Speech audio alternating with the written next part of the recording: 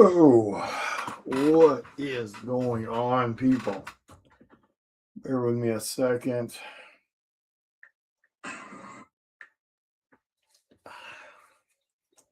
Hope everybody's having a wonderful evening.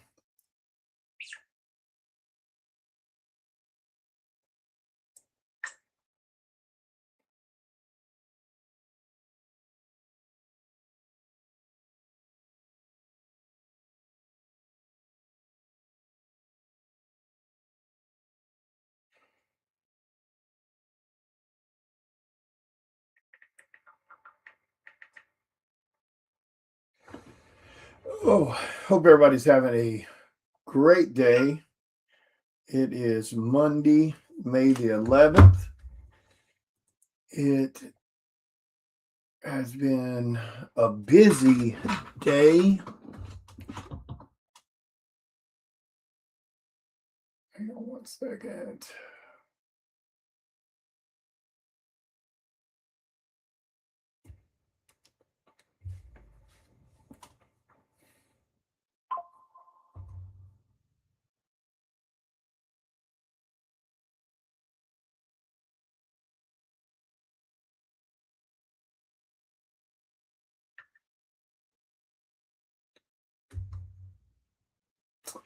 All righty.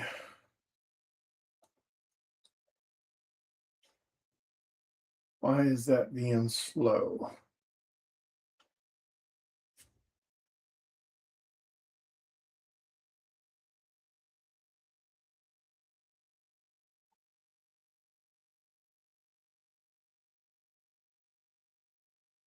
That's weird. Why is that being odd? Let's try logging into it again. Sorry.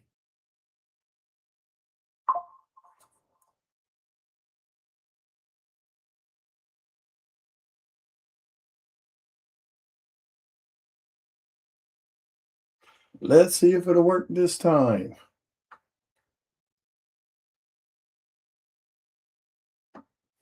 What the hell?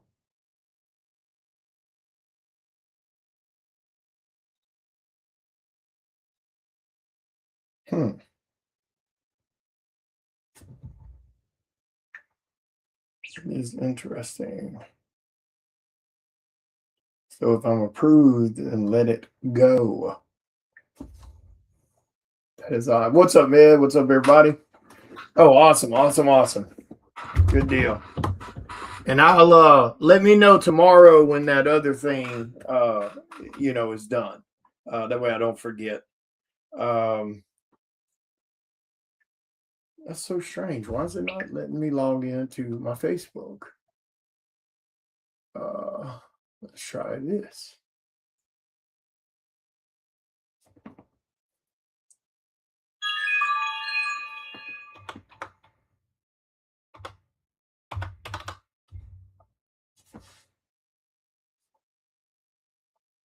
It's being weird. What a shock. $1 billion company not running like it should. Jeez. Okay, there we go.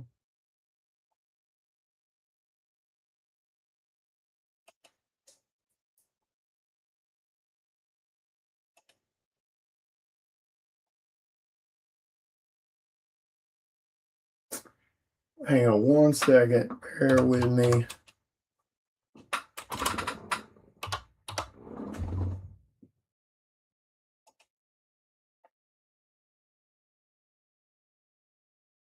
Okay. So, let's see. As you guys know, I'm home this weekend and I'm home next weekend, and then I leave on the 26th, I believe, for Fan Expo Denver. So super ready for that. I enjoy that show.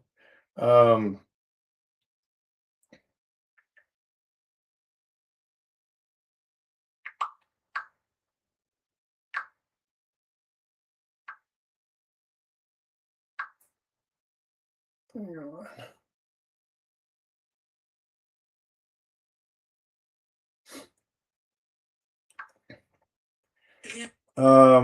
then what is it?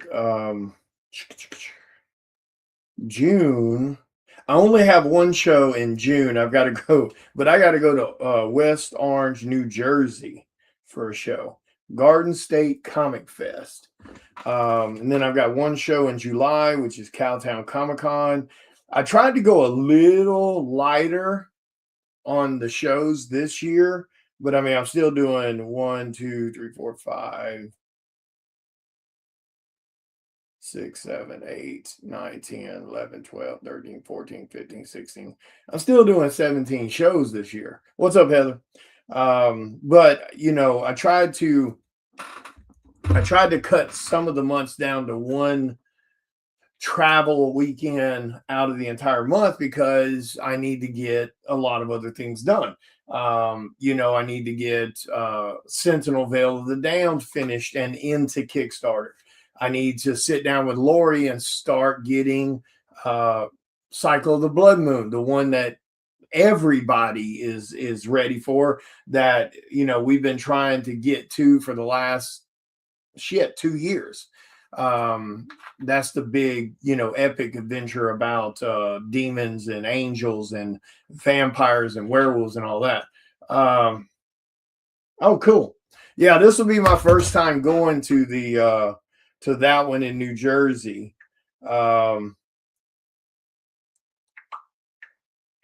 So it'll be you know, it'll be interesting seeing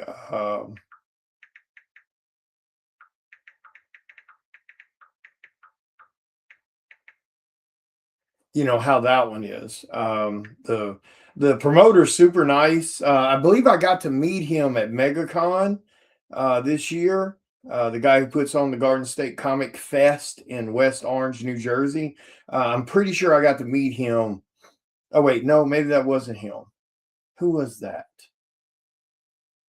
Actually, no, I take that back. I think that was another promoter I got to meet. But anyway, you know, they're bringing me out to Garden State for that one.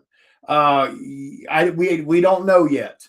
We're waiting to find out the final word on that. I'm hoping. You know, I wasn't able to be there last year, but I did it like the last 3 years in prior. So I'm hoping that I get to get there this year.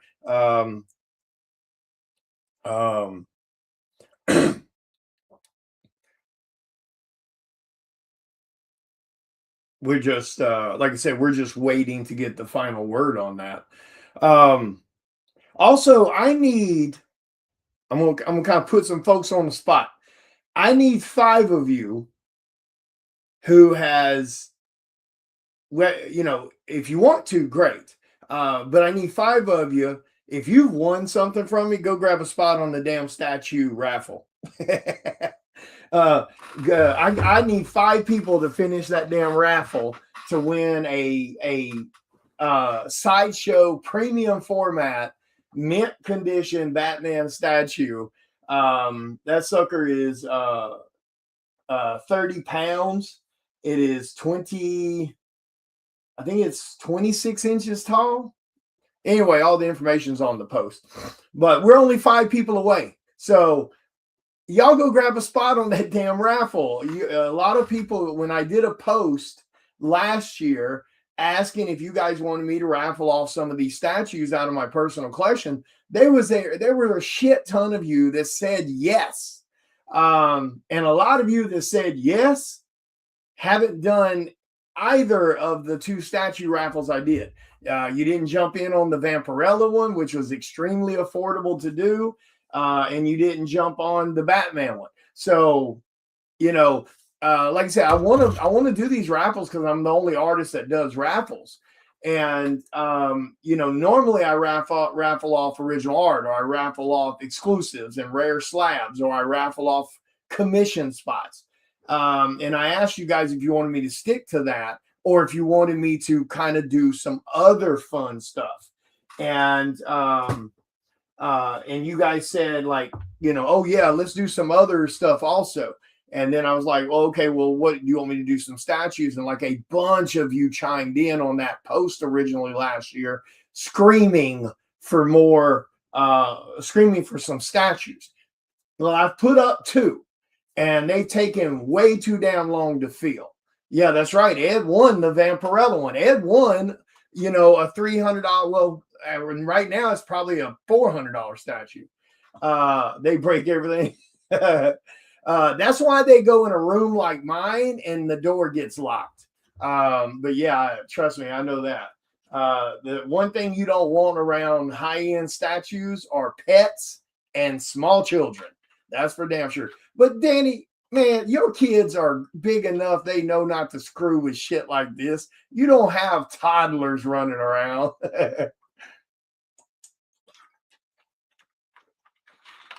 Ah, okay. Daphne Keene. Cool. Then you know what that means, Ed. You need to order, if I'm going to be at Fan Expo Dallas, you need to order a damn commission from me and get her to sign it. That'd be pretty cool. But yeah, like I said, you know, because here's the thing. The Batman statue has been up for a raffle since like January, and it's extremely affordable. It's great odds. Not sure why people aren't jumping on it. Because I don't do raffles like everybody else. I'm not doing a $900 raffle and doing 900 spots at $1 a spot. I'm not doing that shit. I've never done that shit. You guys have been here long enough to know exactly how I do raffles. I keep them low spots and fair entry fees, so you have better odds of winning, whether you buy one spot or what. Your boys. Oh, you got a 6-year-old? But like I said, because if people aren't, because you know, normally when I do normal raffles, like when I raffle off rare slabs or I raffle off commission spots or original art or something like that, they fill up within a day. These 2 statues, it took me about a month to fill up the Vampirella statue, and here we are about, I don't know what, 3 months in, and the Batman statue still has 5 spots left out of like 25 spots. See what I'm saying? You have 0 room to put it. Well, you make space. That's what you do with these. Yeah, like you can't beat my odds. I'm the only guy that does them like that because I can't stand those damn bullshit raffles. And I'm sorry, I know people do them, but I'm sorry, they're bullshit. Oh, here's a $500 item. Let's do 500 spots at $1 a spot. Even if you bought 100 spots in a raffle like that, you still have shitty odds, you know? So that's why I try to keep, you know, mine limited. So we do, you know, 15 spots, 20 spots, 30. I think the biggest raffle I think I've ever done was like 40 spots or 50 spots or something like that. And that was like a, you know, that was like a $2,000 prize or some crazy shit like that. You know what I mean? But because if they're, you know, because here's the thing, if the statues are going to take that long to fill, that's stopping me from doing other raffles for other stuff. And I've got people constantly asking me, you know, all the time, you know, hey, when you going to raffle another commission spot, or when you going to raffle another, you know, when you going to raffle another 9.9 slab, or when you going to raffle another, you know, pre-done sketch cover. So people are asking for that. So I just can't hold those up anymore. So I'm going to give it a little bit longer on the Batman statue. And if it doesn't feel, I'm just going to take it down and I'll sell the Batman statue in one of the statue groups and ship it to whomever buys it. Because that's one of the great things about statues. Sideshow, XM, Prime One, Spec, all of those big statues, you know, quarter scale, let's see, life size, 1/3 and 1/4, all of those hold their value extremely well. So, because if they're not going to feel relatively quick to where we can move on to the next one, there's no point in me doing them. You get what I'm saying? So, 5 of you go grab a spot in that damn raffle. I don't care what you do with the statue. If you win it, put it in your office, put it in your living room, sell it in one of the statue groups. That's up to you. But I mean, it is a $900 prize and the shipping's included. So pretty damn good thing. Also, for any of you guys who missed out on the Psycho Sal Collector's Edition Omnibus Kickstarter, the post is up right now. If you missed out on this Kickstarter, because I know a bunch of you did, because of the algorithm, because of life, because of whatever, the official order for the books for the Kickstarter is going into the printer on Friday. If you missed out on the omnibus, go to that post on my page. The prices are on there. I'm going to honor the prices on the Kickstarter until Friday. Okay. And then I have to get this order into the printer. And like I said, once I put the order into the printer, you will not be able to get the hardback version of this cover.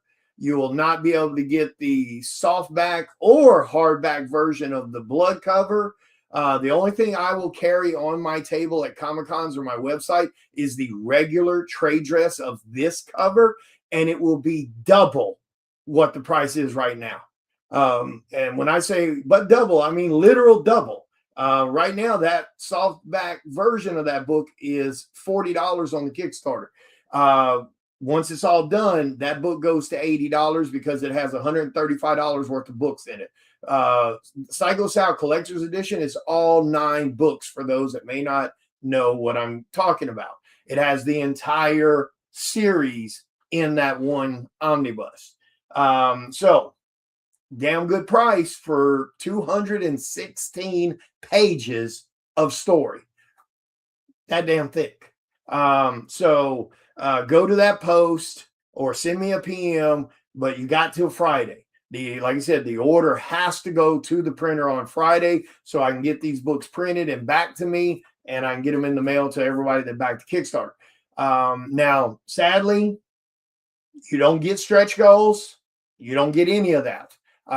That's for the Kickstarter backers only, but at least you can get the book before the price doubles, because it will be $80, on my table at shows and on my website. So yeah. Don't forget also to jump over, if you haven't grabbed a copy, grab a copy of Chris's new book on his Kickstarter. That thing has his story in it, but then it has a collection of unpublished writers who did a short story about the ferryman that he was gracious enough to put at the back of his book to kind of expose you guys to some new writers that are going to be coming on the scene. And Andrea is one of those writers in the back of that book. So she's getting her first ever published piece of work.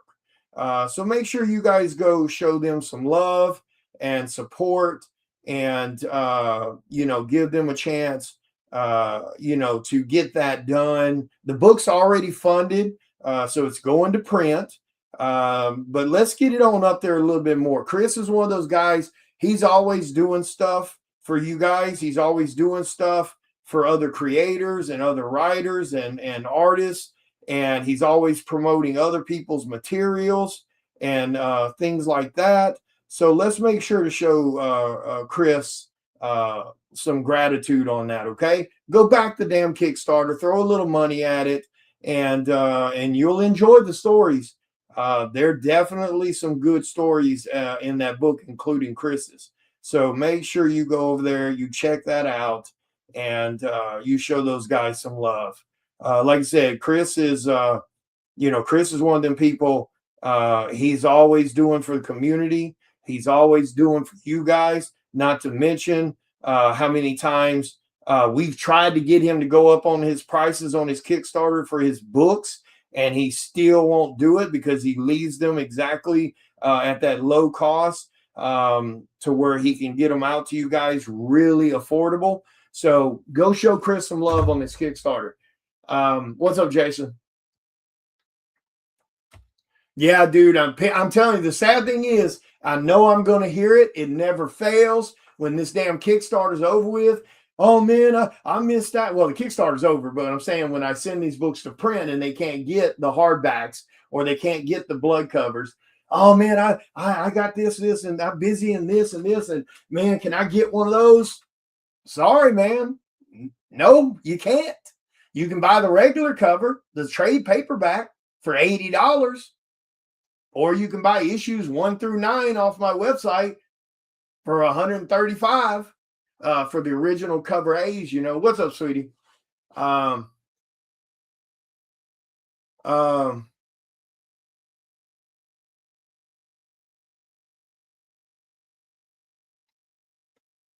on.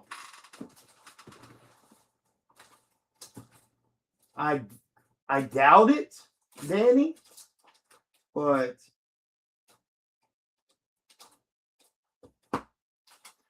I pulled all that stuff out the other day, and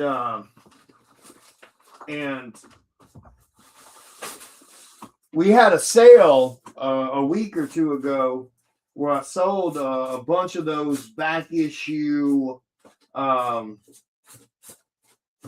Kickstarter books. Because for those who don't know, all the guest artists that work on any of my Kickstarters, I don't print their books outside the Kickstarter.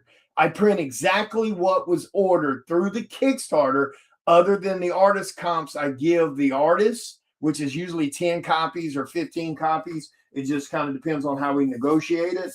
And then I print like 1 or 2 extras of each cover. What's up, Jim? Just in case I have a damage or lost one in the mail and I've got a copy on hand, I can replace someone. So I usually set on those for a few months. And then once I know everybody's got their books, then I try to remember to put them up for you guys. But of course, I don't ever remember to do that. But let me glance right here. I'm pretty sure I don't, Danny. Like I said, sadly, all I print is exactly what is needed for the Kickstarter, and then 1 or 2 extra copies. And no,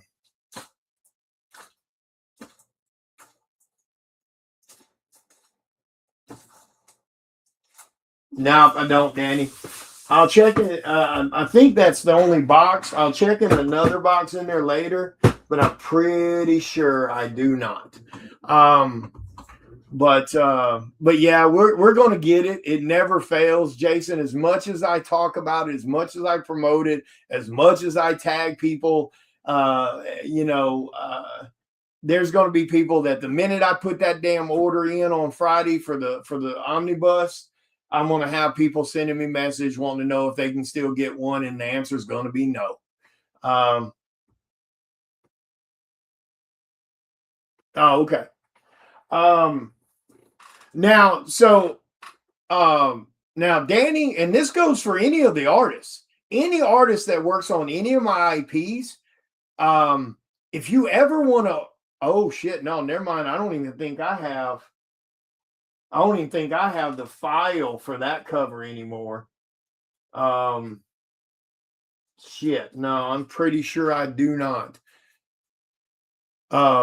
I was going to say the artists can, I can put in an order to the printer for them to get copies of their book. It costs me, once you tack on the shipping from there to me, it's like $6 a book. I usually tell people $10 because I'm going to get a cut of my IP. That's just the way it is. So you can order your covers through me. And now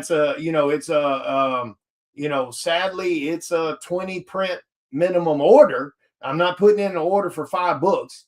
But as an artist, you sell them for $15 to $20 a copy. If you're smart, that's what you should be selling your artist comps for, or your reprints. Hey, V, you should be selling them for $15 to $20 a pop.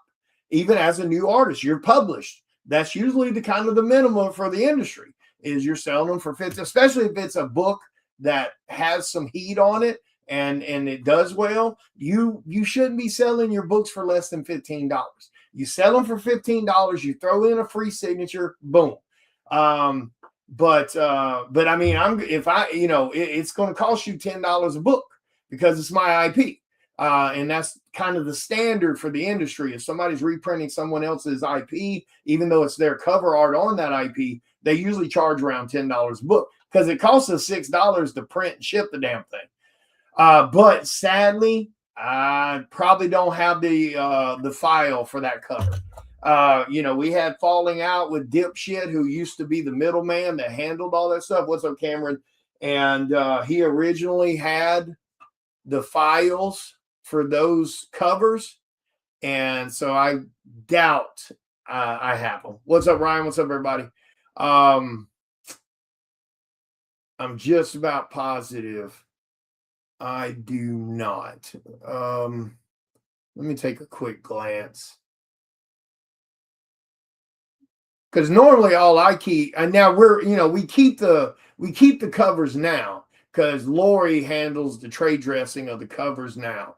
So we keep track of them now since like issue 8 on.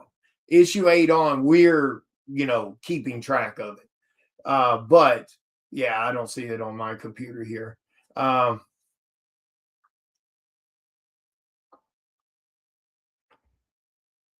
if you still have the files for the original artwork, send me the file. Because then all I got to do is have Lori throw the trade dress logo on it, and you can order copies. Yeah. If you got the file, oh, that's right, because you had somebody color that or something. Yeah, send me the file, Danny. Like I said, it's $10 a book, 20 book minimum order. And I've got to put in an order this week to the printer. So, because now that's the other thing. I don't put in an order to the printer unless I'm putting in an order to the printer. You get what I'm saying? Because I'm not paying extra fees and shit, because when I'm already sending an order, whether it's a restock order or a Kickstarter order, I piggyback it all together. So not only can I save on shipping, I can save on cost, because the more books you print, the little bit better fee you get for the printing. On your way to Arizona. Where the hell are you going in Arizona? Well, be safe. But yeah, and that goes for any of the artists.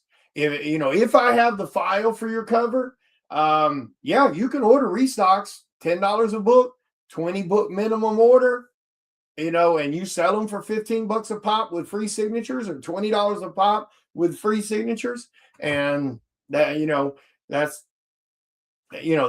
very doable. So, hell, even if worst case scenario, you're at smaller shows, like you're not getting any of the big ones, you still sell the big ones you still sell the books at small shows for $10 a pop. You recoup the actual money you spent, and it just generates more traction for you as a cover artist.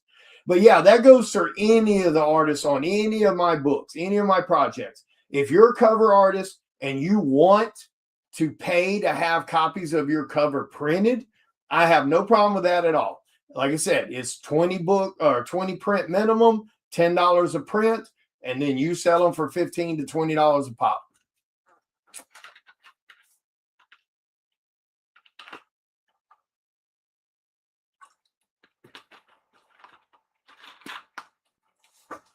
Oh, same thing goes for blanks. Blanks on any of the issues you may have worked on and you didn't order it off the Kickstarter like you should as a cover artist on that project. Because here's the thing, this is something a lot of you new artists need to remember. Whatever you pay for a blank should be incorporated into what you charge for a commission. So, if you're working on some blanks you bought for $5 a pop, and you're charging, let's say you're a new artist and you're just trying to get some traction, and you're charging $40 for a headshot in color. You should be charging $45. and then the fan pays the shipping. Yeah, you should tack on whatever, because there's gonna be blanks sometimes that are not going to cost you $5. Some are going to cost you $10. Some are going to cost you $15. Some are going to cost you $20. Some are going to be even more rare, and you may spend $50 for a blank. I mean, I've bought a $50 blank before. That Crow blank, there are only 200 of them in the world, and I bought two. I paid $50 a pop. Well, guess what? When I did a commission on one of those, that $50 went on top of my fee. So now the majority of blanks you get are going to be $5 blanks. The majority are going to be $10 blanks. So it's not that big a deal. You just tack that onto what you're charging to do the cover art, and you're fine. But there will be certain blanks that you're going to have to charge more for. That you're going to pay more for, but you need to include it in the price of your artwork. That way you're not losing money on what you paid. So if you pay $20 for a blank, and you include that $20 for that blank because it's a little bit more rare blank on top of your cost of your artwork, you're fine. You can go around and buy $20 blanks and $10 blanks and $15 blanks and $50 blanks because you're not losing out when you do it that way. There's a few of those floating around. Most of the Ninja Turtle stuff now is kind of blanketed out to $10 and $15 blanks. So they dropped a good bit after the whole last Ronin stuff ended. Every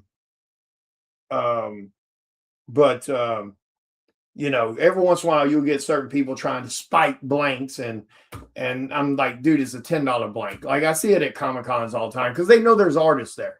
And they know there's fans there that are trying to chase down a blank to get some artist to do something. So they'll spike up $5 blanks to $15 blanks. Just don't buy that shit. Blanks, in the majority of blanks should not cost more than $10. The absolute majority. And the majority of the majority should be $5 blanks. There's very, very few blanks out there now that should be $15 blanks. Very few. And I mean, you could probably count them on two hands. What's up, Ryan? What's up, Mike? Yep, you got a blank. And when I sold my Crow blank to Ryan, I believe I sold it to him for $50 because it's a rare ass blank. There are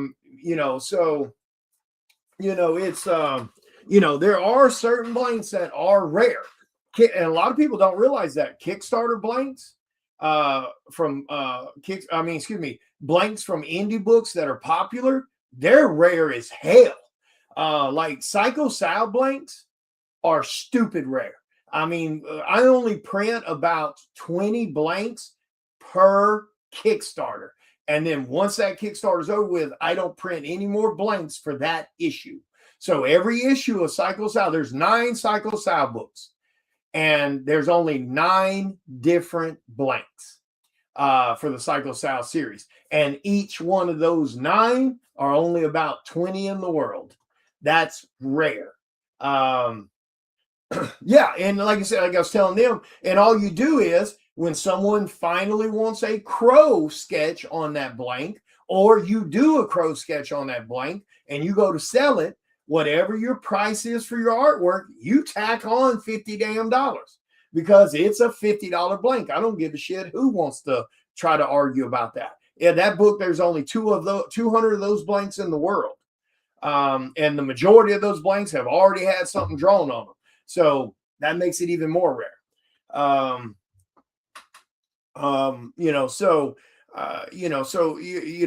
Especially again, if you're a cover artist and you work on a project, whether it's an indie book, whether it's a retailer exclusive you finally got to do, if there's blanks for that book that you did a cover piece for, you need to be buying blanks for that book. It's just like Feral. I've done a cover for Feral number 10. I've got blanks in there for Feral.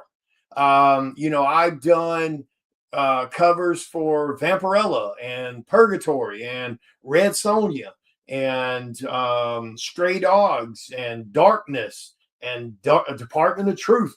I have blanks for all those books in there. I have blanks for Psycho Sal in there. I have blanks for Cursed Moonlight in there. I have blanks for Rise of the Mummy, my IPs.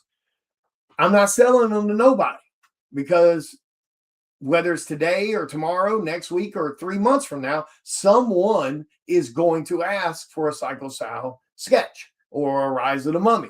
So yeah, you do need to be smart about that. As up and coming artists, you need to have blanks of titles you have worked on. Now, you don't necessarily have to have that issue, but it needs to be that title, that you were involved in some way. I think too many up and coming artists right now don't grab shit that will make them money. And y'all have to start thinking 10 steps ahead, no matter what it is, whether it's how you promote or how you set up your tables at shows or what shows you're doing as a new artist, how far out you need to travel, things like that, what books you're doing, what projects you're trying to be a part of that has a fan base. Y'all have to start thinking 10 steps ahead. Too many of you new artists think about an hour from now. You need to be thinking about 3 months from now. That's the way you need to be thinking. Where am I going to be 3 months from now? What am I going to be a part of 3 months from now? And what shows am I going to be doing 3 months from now? That's what you need to be doing if you want to do this professional. You can't sit around with this damn part-time ass mentality in your head. I don't give a shit whether you are doing it part-time and you're working another full-time job. You have to view this as a full-time job if you want it to become a full-time job. Like that post I put up is a great quote I heard, and it's true. You're not lacking motivation. Your ass is lacking discipline. If you're not up at the crack of damn dawn working on artwork until the time to go to bed at night, you're not doing it right. Period. If you work a full-time job, when you walk through the door coming home from your job, I don't give a shit how tired you are or sore or whatever. If you're not drawing till it's time to go to bed and do it all over again the next day, you are absolutely doing it wrong. If you want to do it on this level, if you want to be published and people take you serious as a professional, and you want people to give you their hard-earned ass money, well, they have to kind of know you're not some flaky ass. And let's be honest, there's a whole lot of artists right now that are flakes. They got 1,000 damn reasons why they can't sit down and do their job. Or they can't sit down and complete commissions. They can't meet deadlines. Oh, my back hurts. Oh, my feelings got hurt today. Oh, my wife said something mean to me. Or my boyfriend, was rude. Or they got 1,000 damn bullshit ass reasons why they can't do what they're supposed to do, while they're taking money from people and then watching people get upset about it. Because again, at the end of the day, the fans do not owe you a damn thing. So you getting pissy and crying on Facebook because fans aren't buying your art, that's your fault and your problem. And you jumping on there trying to throw shade at everybody else is wrong. Fans or other artists, don't be pissed at me because I'll work 14 hours a day while you want to play Call of Duty. That's your fault. Don't be pissed at us because we sacrifice and we do what we're supposed to do because you want to sit around and cry about your feelings. That's your fault. If you are not where you want to be right now in anything, that's your fault. If you don't have enough fans, that's your fault. If you're not selling enough commissions, that's your fault. If you're not getting cover work, that's your fault. If you're not getting invites to Comic-Cons, that's your fault. That's it. There's no one else to blame. Get your feelings in check and get your ass to work or get the fuck out of my industry. Because I don't want you ruining shit for my fans.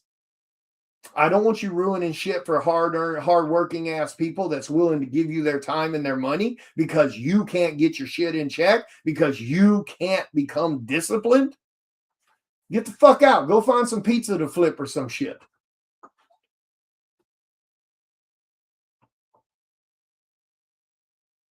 Hell yeah. There you go, Danny.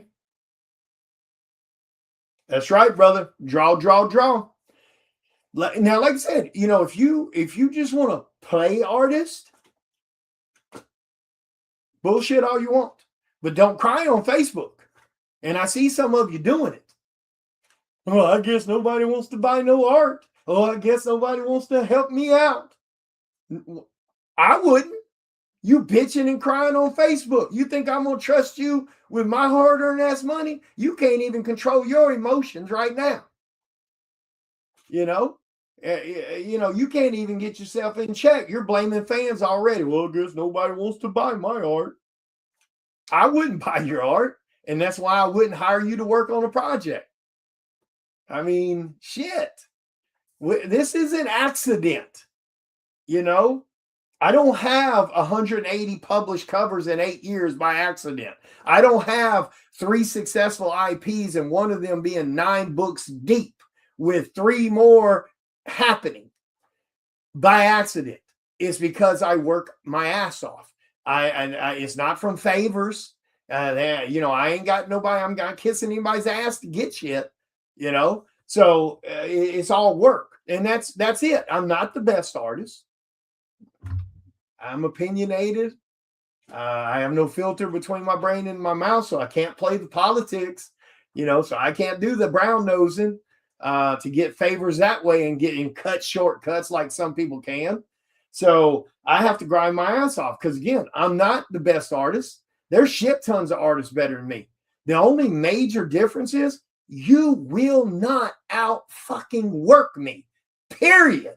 I will work my ass into a heart attack before I let you win. But that doesn't mean you can't win too. Again, that's what's great about this industry is there's enough space for everyone. You don't have to shit talk each other. You don't have to slander each other. You don't have to be petty little whiny ass bitches. Just get off your ass and do the work. Sell your PS5, sell your Xbox, sell your distractions, sell your fucking Magic the Gathering cards, sell your Pokemon and all this other bullshit, and put your ass behind a desk and draw. That's it. I'm where I'm at because I'm willing to outwork everybody. That's it. There's no super secret. So, and that is something everyone can do. And I don't want to hear no shit about your job.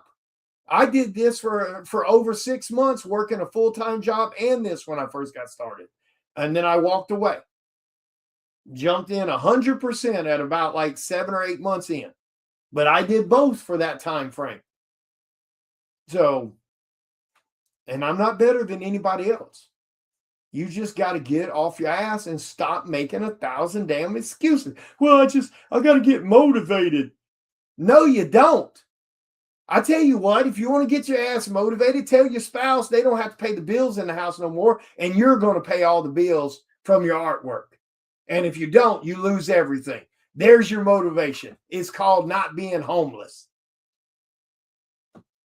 Because it's always somebody that's living with somebody. You ever notice that shit? It's always a spouse that's got the other spouse working. It's always somebody still living at home with parents or some shit like that there's a crutch that they can crutch on. And so that's why they got 1,000 excuses why they can't do what we do. And then they want to blame us. Then they want to bitch about us. Then they want to throw shade at the fans. Well, I guess y'all just didn't want to buy no art. Like, no. So, because again, if you're trying to be an artist and you can't sell art right now, I don't want to hear no bullshit. Well, the economy's bad. That's a bullshit lie. Is the economy perfect? No, but it ain't. It's not. I'm sorry, it's not affecting this. I can make money. You can't. That's your fault. And if you can't sell art right now as a artist in general, or especially an up and coming artist, it's really only one of two things. Either your art sucks, or you have your shit priced too high. And most of the time, it's the combination of the two. Your artwork is mediocre because you don't have the experience and the practice, and for some damn reason You think you're supposed to be up here making the money we make when you're down here, and you should be charging as cheap as you can to get seen. I'm sorry. If you're unpublished, if you are brand new, you are not a $200 artist. You are not a $300 artist. You are not a $500 artist. You're not. I get that shit all the time. Artists want to send me a damn PM. Hey, what do you charge for this, this, and this? And I tell them straight up, it doesn't fucking matter what I charge. Because what I charge, you can't. Because you're brand spanking new. Your artwork looks like a 12-year-old drew it.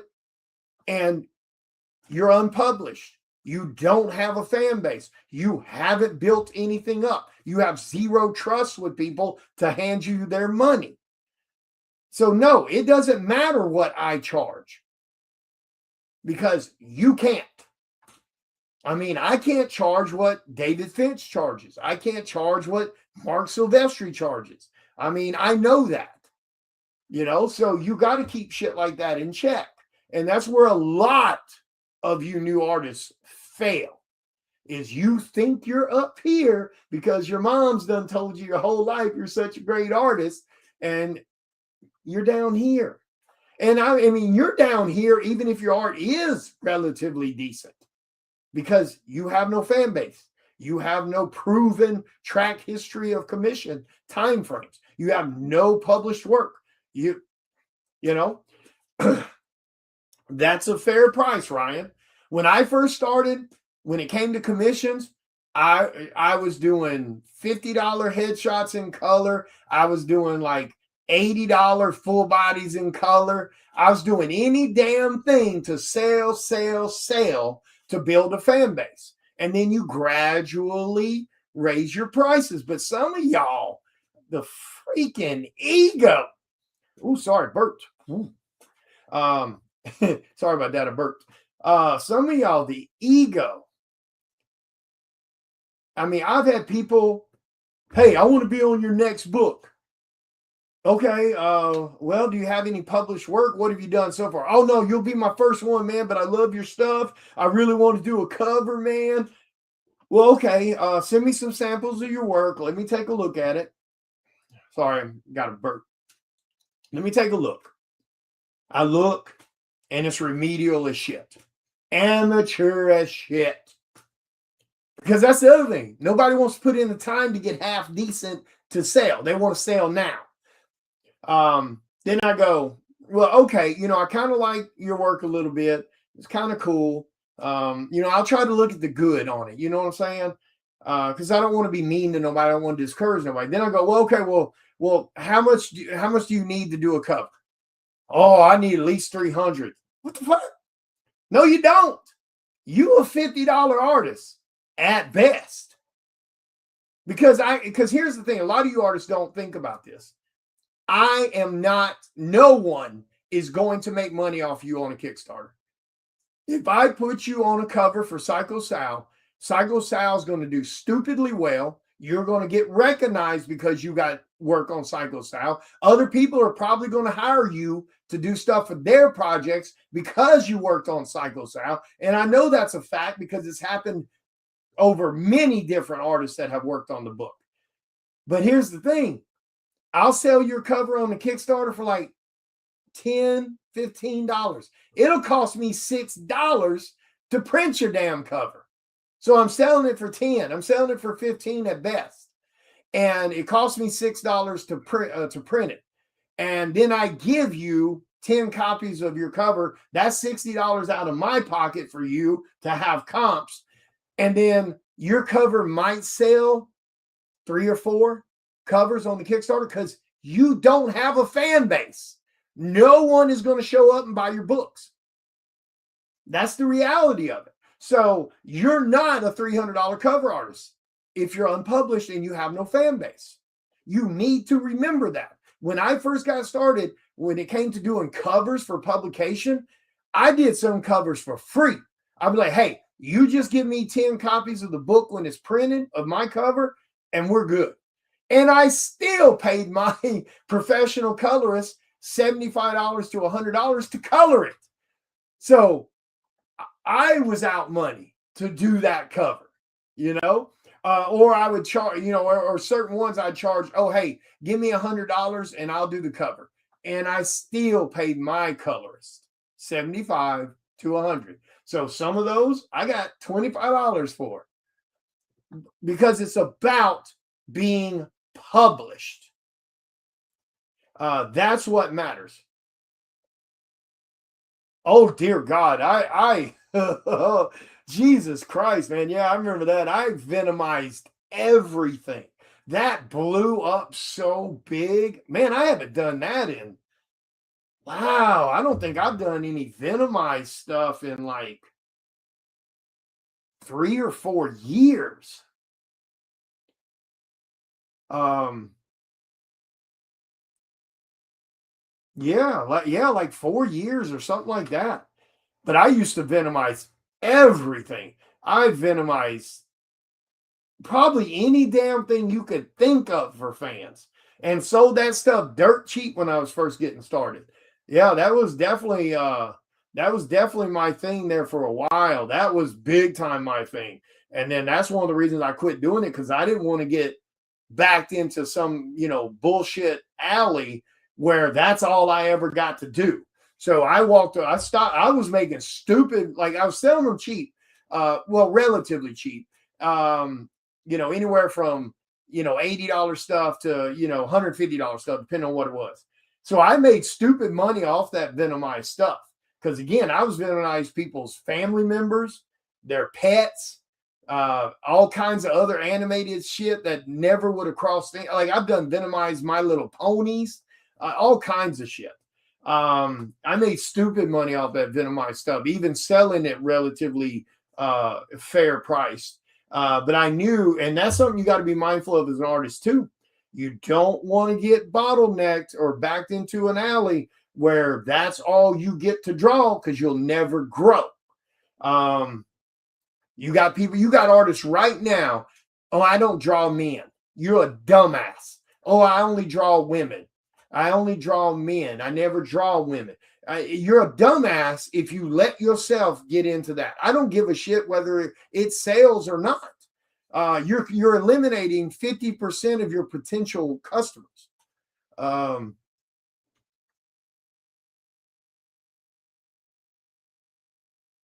Yeah, no, hell no, I'm not. That's what's, I mean, why would they? That's, I mean, you got to think about it like this. If you're a mediocre artist at best, unpublished, unheard of, why would someone pay you $150 to do a head sketch when they can pay me $180 to $200 to do a head sketch that actually has value, that will hold value, that will continue to increase in value, that is legitimately well done? You know, and I'm about $50 cheaper than what everybody else is in my lane of popularity. I could be doing like I shit you not, I could change my prices right now to $300 headshots in color, $400 half bodies in color, you know, $500 full bodies in color on blanks, and I'd make it in a heartbeat. Without fans wouldn't miss a beat. Because, and the reason I know that is because other artists in my lane of popularity that has a similar fan base that's done, well, they haven't done similar published work because I outrun them on published work by a large amount. That's in my lane of popularity, but they got a similar popularity, similar fan base. You know, they've got published work and they're charging close to those prices. So I know I can move my prices to that and I'll get it. But I don't because I'm happy where I'm at. It's more affordable for fans and it's smart. Now fans will look at that artist and go, they have the same quality artwork. They have the same, you know, fan base and popularities. He's done more published work. He's got actual IPs under his name. They don't. And he's about, you know, $100 cheaper than they are. I think I'm going to go over here. So that's what you have to be smart about.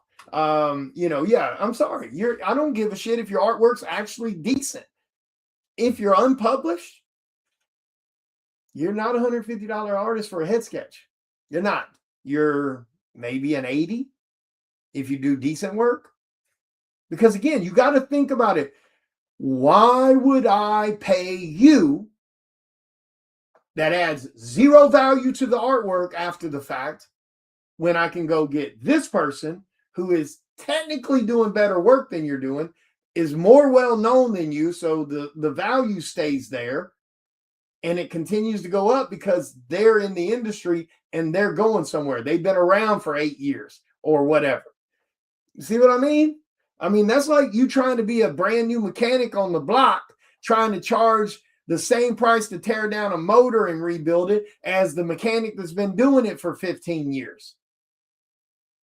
Why the would I, and you're trying to charge them the same price? Why would I hire you? You see what I mean? You got to be smart about this. You got to use some damn common sense. You got to stop letting everybody around you build you up into this bullshit ass narrative that that's what you're supposed to be making because you're an artist now. Sorry, that's not how it works. And all you're going to do is go broke. All you're going to do is not get more opportunities. That's just the way it is. You eat a little damn humble pie, man, and realize what matters when you're starting out is being seen. Get as many damn commissions as you can get. Charge $50 for headshots in color plus shipping. Charge $80 for, half bodies in color with shipping. Things like that. Do covers for publication for free to get, just ask for comps when the book is printed. Get seen. That's what matters the most. I don't know. And the other thing too is put some freaking time in. This shit deciding today because you see everything we're doing. Oh shit, look, Williams doing all this. Oh shit, look what all Williams getting. I'm gonna go ahead and put my art on here. Hey guys, buy my shit. Why? Take a year. And I'm saying that as someone who actually did that. I walked that walk. Okay. So when I first decided, for those that don't know, when I first decided to do this, I worked my other career. I drew 7 days a week, 2 to 4 hours a day, 7 days a week for a solid year straight before I ever put myself on social media to sell commissions. Do that. If you're drawing 2 to 4 hours a day, 7 days a week, the increases in quality of work that you would see over those months will be tremendous. Not to mention, it also teaches you very important things. It teaches you to work and draw when you don't feel like it. It teaches you to handle the constant work. Because there's plenty of days, dude, where my hands hurt or my back hurts or I'm exhausted or, I just got in from being at a damn 4-day show in Florida. I drove a day to Florida, did a 4-day show, drove a day back. That's 6 days on the road. Then I get home. I don't get 2 days off because I got home. I'm right back working on the next project. I had 4 shows the month of March. I was gone every single weekend the month of March. San Antonio, Texas,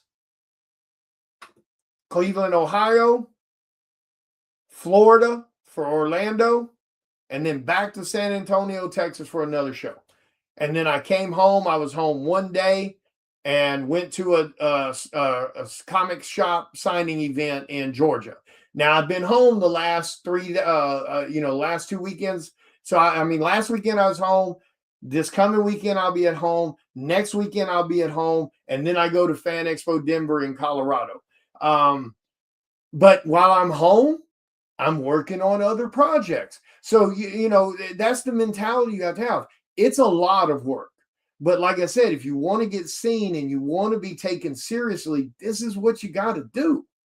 And that goes for running any type of business. I've ran my own businesses for 15, 16 years. And there is no ifs, ands, or buts about it. When you run your own business, people think, oh, well, shit, I'll just take off whenever I want to and I'll set my hours however I want to. No, it doesn't work that way. That no one who runs their own business operates that way. That's not how that works. You work sick, you work tired, you work stressed, you work everything when you operate your own business. Because if you don't make money, you lose everything. There's no groceries. There's no light bill money. There's no telephone bill money. There's no car payment. There's no insurance. Now you're homeless. So, and it, and I'm not gonna lie, it's not gonna be easy. Now, is it rewarding operating your own business? Like I said, I've been operating my own business for 16 years. Years before that, I ran my own business back in the early 2000s. I did that for 5 years. So, I mean, is it worth it? Absolutely. I don't have to answer to no one. I don't have to tolerate nobody's stupidity. I don't have to deal with shitty coworkers that won't work, constantly taking smoke breaks, kissing the boss's ass while I work my ass off and he gets away with every damn thing. And then you screw up one time and you get an ass chewing. I don't have to deal with none of that. If I don't like somebody, they can bounce. I don't have to tolerate anybody. That's worth it in itself to me. So, you have to figure out what it's worth to you. Because, like, again, if you can't take this serious, stay the hell out of the industry. Because you ruin it for everyone else when you want to be a lazy piece of shit. Because the damage you cause playing artists by missing deadlines and screwing up people's projects or screwing fans over and stealing their money, making them not want to give their money to other people, that's you screwing the industry because you want to play artist. Take your ass to McDonald's, take your ass to Pizza Hut, go clock in and clock out and do what you're told. And that'll be the best thing for you to do. Because again, you need to stay the hell out of the industry if you can't do the right way. Fans do not deserve it. Other creators do not deserve it. Fans are, again, nobody owes us shit. This industry does not operate off of us. Contrary to what all the artists want to con you into thinking. This industry does not operate all off of us. This industry operates off of the fans. Period. Because there's thousands of me. Get what I'm saying? I can vanish tomorrow. This machine, like you've heard me say this many times, I can vanish tomorrow. The machine will roll on like I never mattered. Jim Lee, Mark Silvestri, David Finch, they all could vanish tomorrow and this machine would roll on like it didn't matter. You could seriously go in, round up 100% of every single published artist, professional comic artist, and Thanos 50% of them, and this machine will roll on like they didn't freaking matter.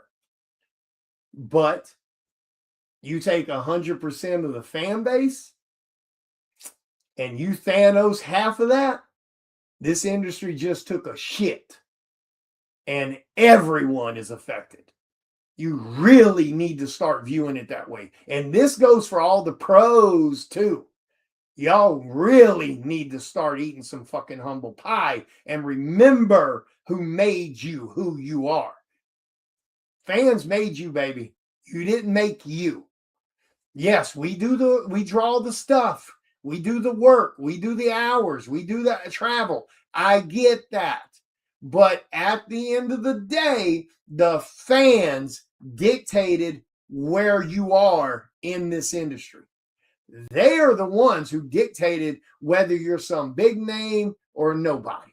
That's period. What's up, Michael? So if anybody's got any questions, feel free to ask. Tonight, I just didn't want to sit in there and be working because I've been going since, actually, I've been going since about, I think I got out of bed at 5 a.m. this morning. Been awake since 4:30, got up at 5, been going ever since. I just didn't want to work anymore in there because this evening. But so if you got any questions, ask. The floor is open. Ask anything you guys want to know. Feel free to ask the shit you're scared to ask other artists. I'll answer you. You know I don't give a shit about rocking the boat. So if you got a question about something, feel free to ask. Because that's something else you need to learn as an artist too. All the other artists, sadly, don't fucking matter. They don't.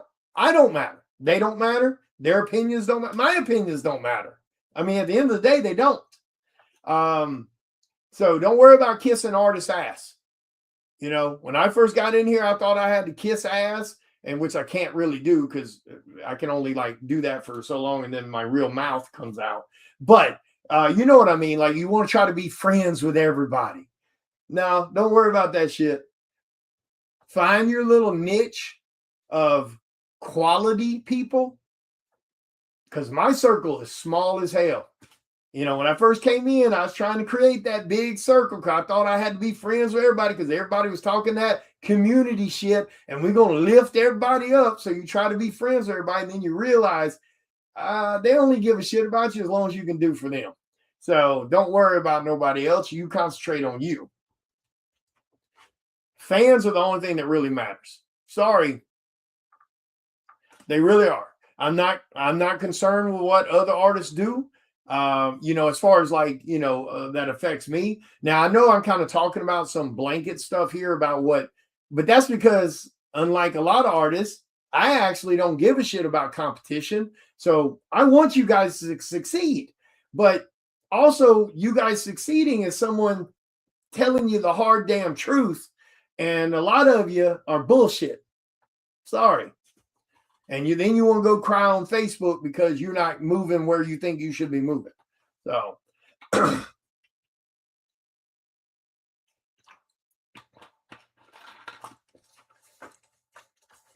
put your head down, concentrate on you, crying that shit out, grow some thick skin.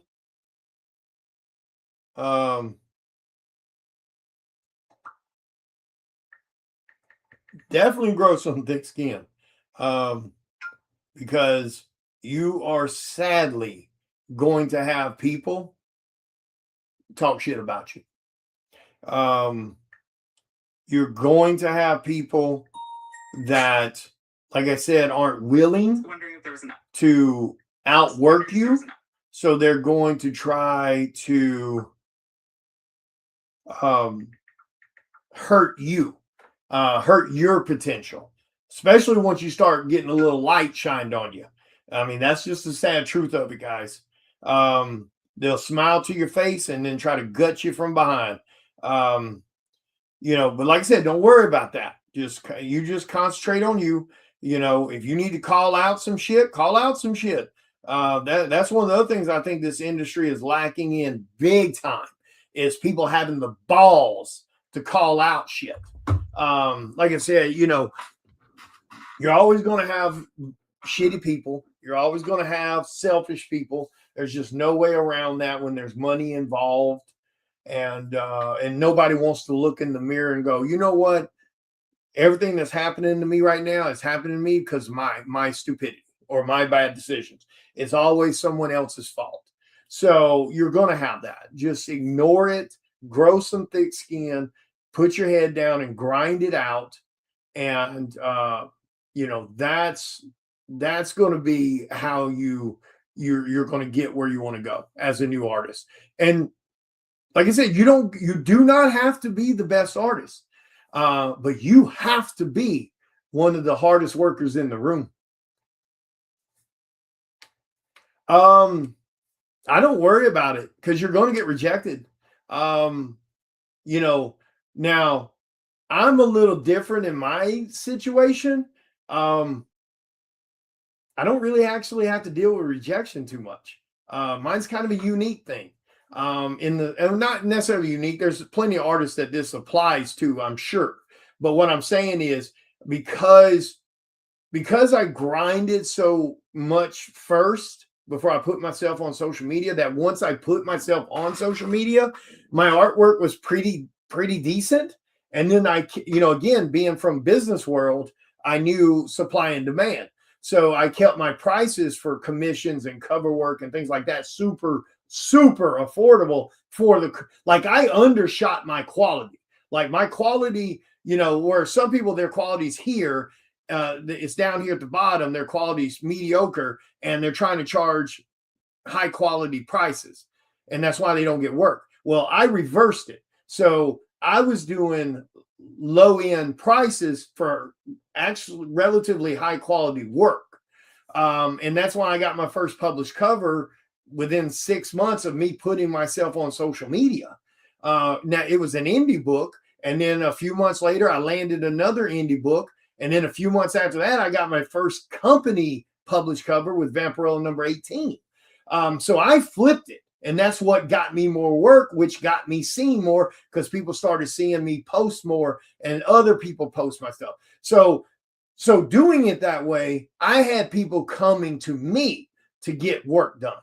So not only did I have fans coming to me to get commissions, I didn't have to PM people to ask them to buy art. I didn't have to make posts asking people to buy.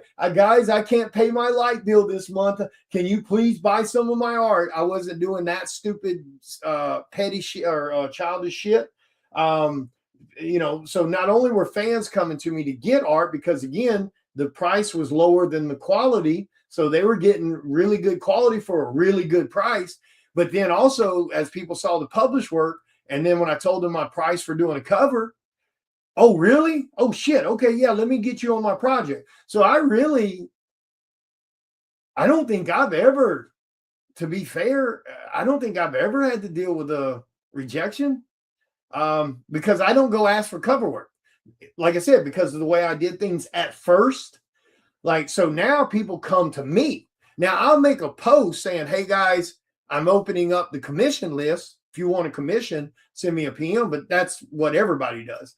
And, and then every once in a while I'll post that, hey, I've got some cover spots open if you want to hire me to do a cover job. That's normal stuff.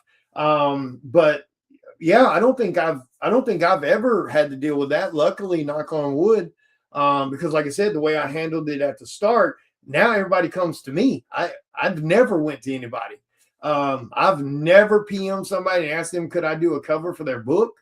I've never PM'd anybody and asked them, could I do a commission for them? And I think, like I said, I think it's because of the way I handled it at the start.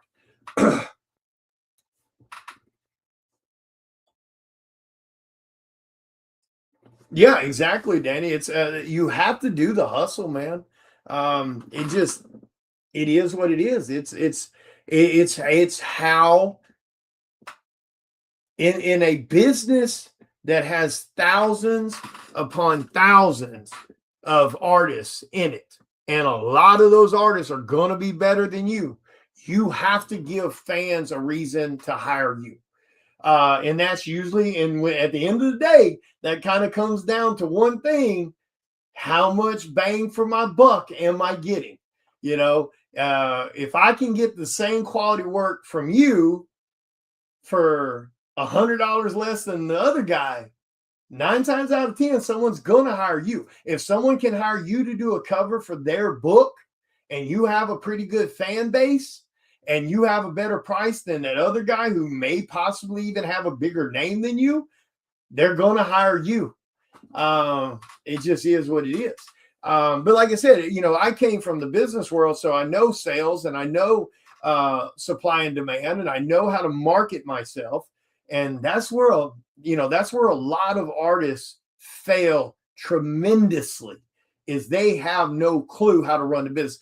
I don't know how many fucking times I have listened to some artist talk when we're talking about, he'll ask me how I do my business, and I do anywhere around 10 or so hours a day, sometimes 12 hours a day drawing. And then I do another 3 or 4 hours. Usually it's around 2 or 3 hours now. I've gotten pretty good at that.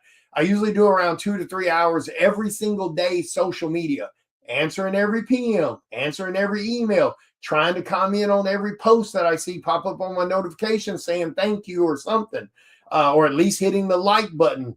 And every time that I explain that, they go, oh shit. Oh yeah, man, I'm so terrible with answering PMs. I'm so terrible with social media. Yep, and that's why you broke. I mean, I had a guy I put on the cover of the book. I think I had a conversation with him twice because he won't answer his damn PMs and shit. He won't ever be on another book. I learned my lesson there, and I told him from the get-go.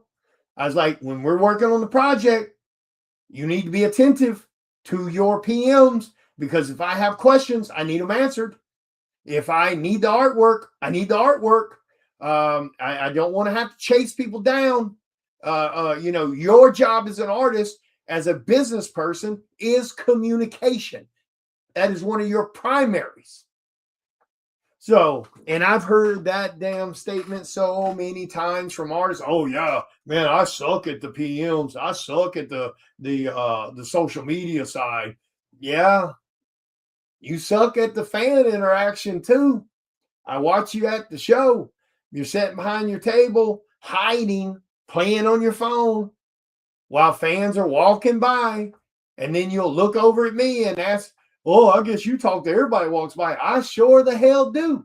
And that's why I make more money than you at a con. And you've even got a bigger name than I've got. I've sat in pro row and had pros say that shit to me because my table's packed.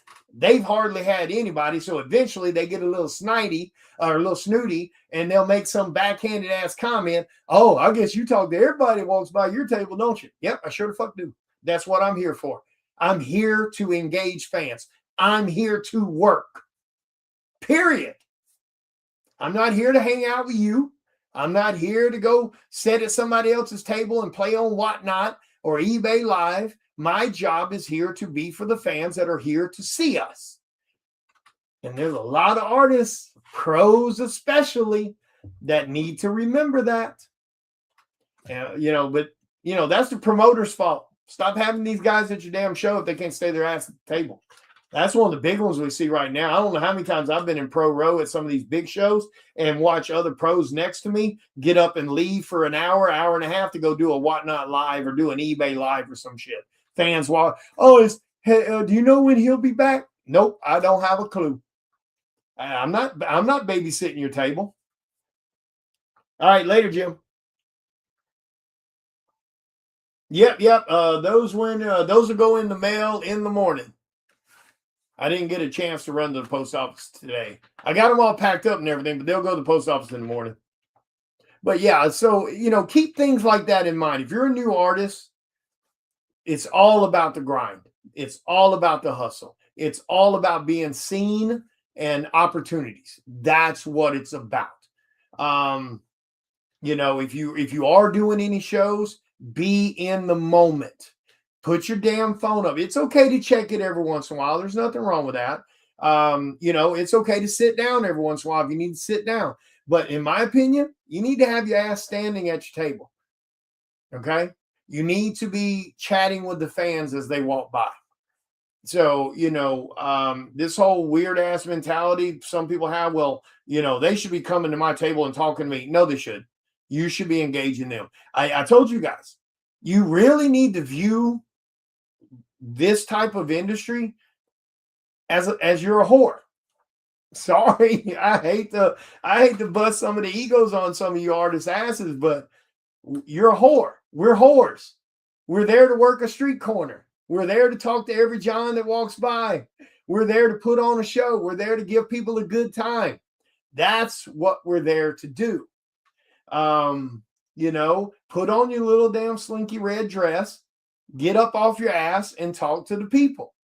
I don't know how it's countless fans I have generated from talking to people walking by my table that had no clue who I was.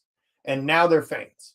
Now they're buying stuff all the time. They're showing up to the Kickstarters. They're coming back to shows to see me. I got fans that I've made in Denver or Florida, Texas, all over the down this side of the country, from the Rockies to New York, Florida, and everything in between. And a lot of those fans had no clue who I was, and now they're big time fans. So talk to everybody. I'm an introvert. Then get the fuck out of the industry. Because that's a big part of what we do.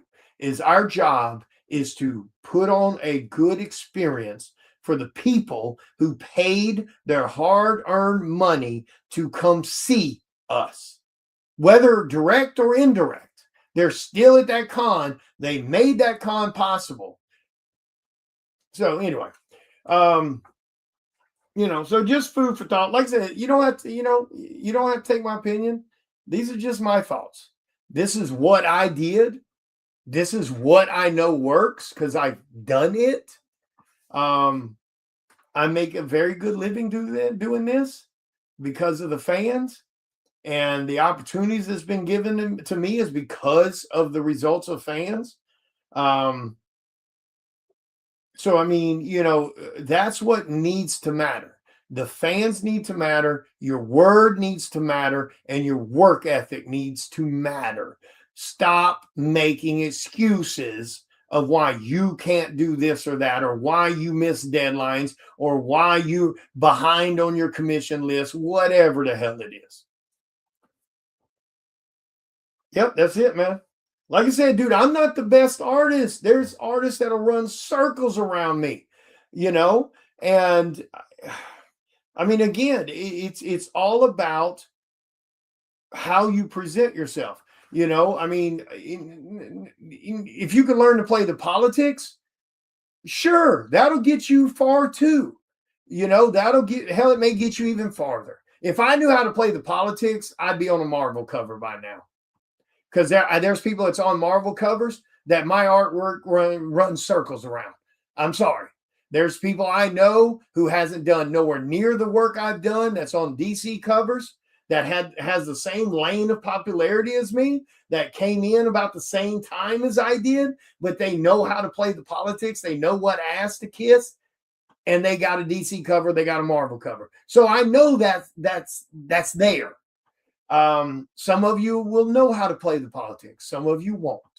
And you have to outrun the stupid, because sadly, people that didn't earn it, people that didn't deserve it, are going to get shit because they can play the politics. And it's going to irritate the hell out of you sometimes. Especially the ones, constantly missing deadlines, constantly shitting on fans, constantly, no showing at cons they get invited to. But yet, they get shit handed to them because they make buddy with the right people, or they showed the right amount of cleavage. And like I said, some of you will learn how to play those politics, and I'm not saying you shouldn't. If you can play it, get what you can. Because I'm not going to lie, if I knew how to play the politics, I would. Because I know it works. The more fake you are, the more shit you get. That's just the way this world operates. I see it all the time. I don't get it. I don't understand it. Whether it's opportunities in careers, or whether it's shit buying homes, or whatever the case may be, when it comes to things like that, it's amazing the opportunities that will, or buy, get, or, whatever it is, buying shit or working something. It's amazing the opportunities people will get handed to them that don't deserve it, that hasn't earned it, and they're going to fuck it up. That's the mind-blowingest thing to me, is the amount of shit that people will screw up, but yet still get shit handed to them. I don't get it. There's some days, man, where I scratch my head going, where is the karma?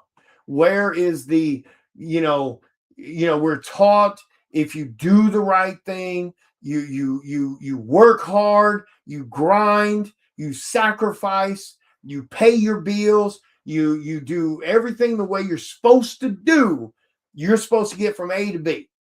But yet I'm constantly seeing people who are not doing that getting shit handed to them. And it's going to stress you sometimes. It's going to irritate you. But man, just don't let it win. I'm not going to front with you. Are there days? Because I can go back to my insurance world. I was in that world for 8 years, made $130,000 a year without breaking a sweat from year one. Loved that career. I did not leave it because I hated it. I could go back to it tomorrow. I could call the Memphis office, say, hey, I want to jump back in. And Danny would be like, oh, hell yeah, come on. And so are there days, where I go, why am I doing this? Working all these crazy hours? Because when I was doing that, I worked 4 days a week, 8 hours a day, made 130K. I bounced everywhere from like 120 to 140. So, there's definitely, and so in here, I'm working 12, 14-hour days, 6 days a week on average. A lot of days I'm working 7 days. And again, that's my fault. That's nobody's fault but mine. I had 28 days off last year. Out of the entire year, I had 28 days off. I'll have a little more than that this year.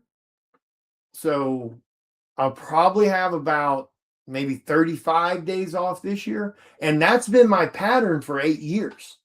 So that wasn't just happening. That's been the pattern since day one. I've been doing that pattern for 8 years. So yeah, I'm not going to front with you. There's days where I'm like, what the hell am I doing? Like, why? Because the other people don't give a shit about you. You get what I'm saying? Like in the insurance community, with the way we ran our office, everybody cared about everybody. We actually did walk the community walk. You know what I mean? It's not like that in this industry. It's very cutthroat. It's very selfish. It's very petty. Yeah, it's like high school. It's that stupid, because then it aggravates you even more because it's that way when it doesn't have to be, because there's tons of work for everybody. But so yeah, you're going to have self-doubt. You're going to have imposter syndrome some days. You're going to get frustrated. In my opinion, the concept of creating and the fans, they're the only thing that makes it worth it. I'm sorry. The other artists do not make it worth it. They don't. They just don't. The majority of other artists could not give two shits about you. You could be on fire and they would walk past you like you didn't fucking exist. Sorry. Hate to pull the curtain back, because I know a lot of artists want to front to everybody that it's this flowers and love and hippie shit, and it's not. Not even by a small amount. So yeah. So the creative aspect of it, the living a childhood dream, that's what's going to make you want to do this. Seeing the fans and how they appreciate you and they love you, especially if you're someone that knows how important that is, not rare, but how important that is. Like, you still value that. You haven't become those people that think that you owe them something. Oh, you should be grateful I showed up at your show. Those assholes, which is a lot of pros. Sorry, pros. If you don't like what I'm saying, do better. I've sat next to you at shows. I see how you talk and treat people. So, but the fans are what makes it worth it. And the creative aspect of it is what makes it worth it.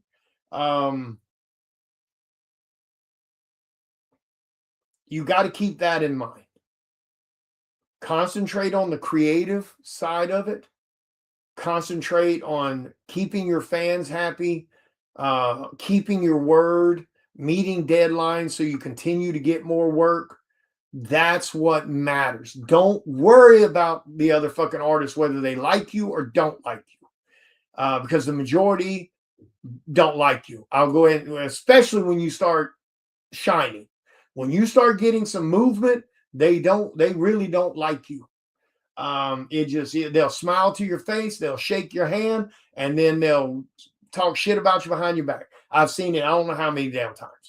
I've stood there and watched other pros do it. I've watched them shit talk fans when they walk away. I've watched them shit talk other artists. And I can tell you right now, when they sit there and they shit talking artists to you, I promise you they're shit talking you to another artist. Anyone who does that, that's who they are with everyone. Now, if they got a legitimate grievance, that's a different story. But anyone with a legitimate damn grievance is not going to act goody-goody while they're standing there and then talk shit about them when they walk away. I don't care what they tell you that person did. No one who has a legitimate grievance with someone is going to stand there and smile and shake hands and laugh until they walk away and then shit talk them. They're doing you too. That's why I tell them I don't want to hear it. What is it they say? Rumors are Rumors are listened to by fools. So I don't listen to shit like that. Tell them don't. I don't care if what you're about to tell me doesn't improve my business or something like that. I don't want to hear shit. I don't care what that person did unless you have proof that they did some shitty shit. And like I said, anyone who screwed someone is not going to stand there and be goody-goody to them until they walk away. Oh, I hate that dude. That dude screwed me on this. Really? Because you were just kissing his ass. And that's what I've said to a couple people because I've had them do it. Guy walk away after he just stood there glad-handed. And, oh, man, I can't stand that dude's an asshole. Man, he didn't pay me for this. Like, really? Because you were just licking the hell out of his little brown star. So you sure? Anyway, like I said, just concentrate on you, don't worry about trying to befriend a bunch of people. Now you're going to meet some good people. There are some good artists in the industry. Sadly, I have to say it as a whole because it's a lot of the majority.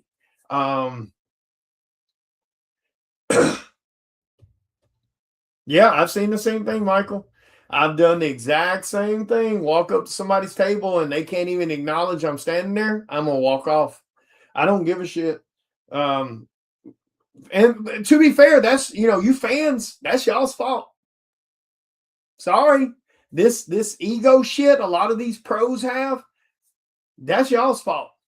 Y'all need to stop letting these people put themselves on pedestals and making you think that they're better than you.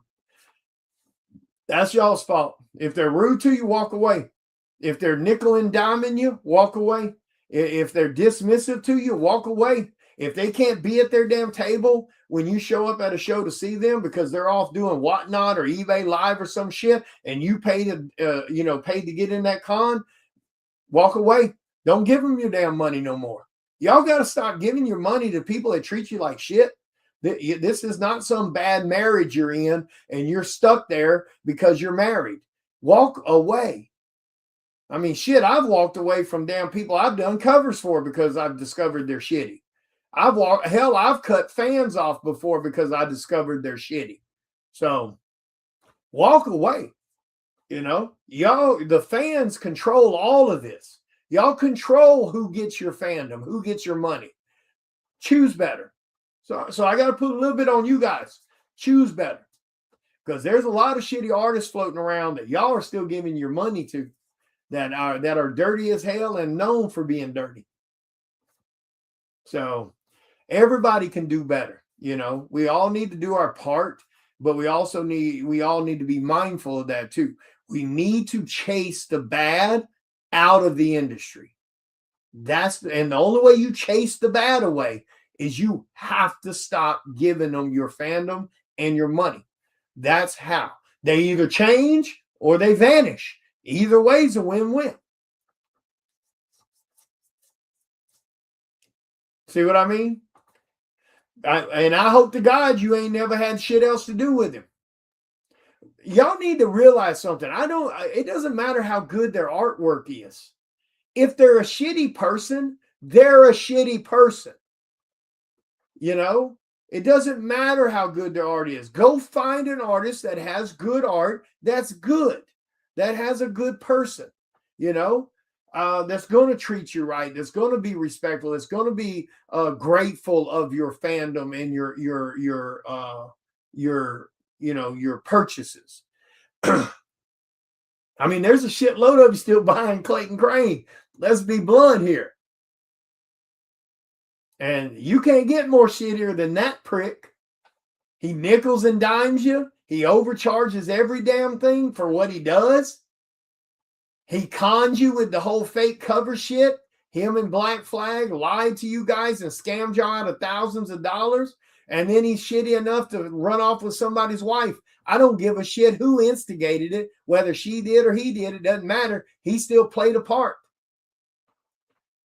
Y'all still give him money. Y'all got people like Dipshit who make you stand in a line for an hour and a half so he can feel important while he's standing at the table just running his mouth, making you wait till his special signing time when you could be walking around getting shit at a con signed by other people, and you've been sitting there for an hour and a half, and he's been there the whole time. So stop doing that shit. They'll either straighten up or they'll vanish. Either way is a win-win. But anyway, I'm going to get off here. I'm sure I've pissed off enough people tonight. So you know how it is. We got to ruffle the feathers every once in a while. I like to shake the tree. So it breaks up my boredom. So, all right. So don't forget, the last weekend of this month, I will be at Fan Expo Denver in Pro Row. I don't know what my table number is. I haven't looked on the site to see what my table number is, but I'll be in Pro Row. Be sure, don't forget, if you missed out on Cycle Sal Collector's Edition, Omnibus that has all 9 books in one Collector's Edition, that order will be going in this Friday to the printer. Again, once it goes to the printer, you will not be able to get the blood covers, trade dress, or hardback. And you will not be able to get the hardback version of the regular cover, the trade dress only after that. And it'll be twice the price of what it is right now. So I went it because I don't do late pledges on Kickstarter. I always forget to do that. So I made a post. Go check out the post. Grab you a copy of that book. That order, like I said, goes in Friday. Once it does, you won't get those books. So go grab that collector's edition with the special cover. Be sure to go check out Chris Hayes' new Kickstarter that's got Andrea, my fiance's first ever published short story in it. I believe hers is the largest short story in the book also, and is good. It's actually very good. So go show Chris some love. Chris always treats you guys great. Go show the damn Kickstarter some love. Go grab I think he's got hardbacks on there for like $30 damn.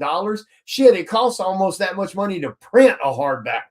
I told him he was pricing it way too low, but that's Chris. So go show it some love. I appreciate it, Andrew. They sure do, and that's why they get pissed off at me, because I'll check their reality real quick at a show. And don't get me wrong, I know it's not my place to check their reality, but like I said, no filter between my brain and my mouth. And so sometimes shit comes out before I can think about it. Because here's the thing, at the end of the day, me telling them they're being stupid, they're not going to change. They're not going to change till you guys affect their pocketbook. And like I said, y'all don't owe us any damn thing. We owe you guys everything. So stop letting artists con you into thinking that they're doing you a favor by being at a show or selling you something. They're not doing you no damn favors. So keep that in mind. Do, give your fandom, give your love, to people that actually do appreciate it, because there's a lot of really good artists that really do put fans first. Check out those people. Make sure you guys are following Lori Calcaterra. Also, that's another prime example of a creator who puts fans first. Check out Mike Harris. Check out Chris Soul. Check out George and Sam.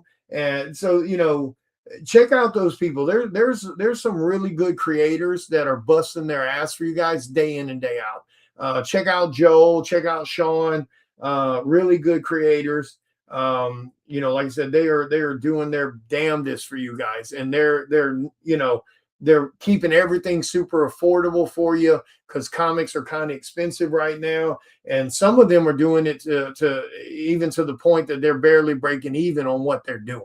So even though I've told them they need to quit doing that shit, because they do, when it costs you damn $6 to print a book and you're selling it for 10, you're not really accomplishing a whole lot there. You know what I'm saying? You're just creating for the sake of creating at that point. And there's nothing wrong with that, but I'm just saying at some point you got to start making a little more profit so you can generate more books. Because let's be honest, we're not doing $30,000 Kickstarters. We're not doing $50,000 Kickstarters. We're not crutching on the easy route with TNA or, tentacle porn or any of this other, OnlyFans half-ass shit. We're actually trying to create solid books, solid stories with solid art that you guys can actually enjoy. So make sure you show up for those people, please. But anyway, I'm going to get off here. Let's see. Sentinel Veil of the Damned. I'm going to try to get that into Kickstarter here soon. I've got to get the script finished, almost done. And then I'll get it over to Arturo for interior art on that book.